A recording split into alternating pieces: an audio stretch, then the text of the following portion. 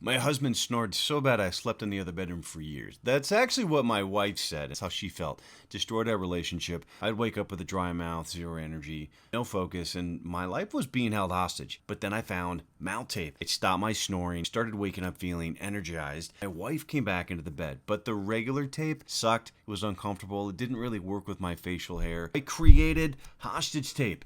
Comfortable, to be beard friendly, to be breathable. Looks pretty badass. So now over 150,000 people all over the world are using it. Even the biggest podcaster in the world, NFL MVPs and pro athletes, even Fortune 500 CEOs like the one that owns this platform. If you snore, you mouth breathe at night, tape your mouth. Sleep like a legend. Your partner will thank you.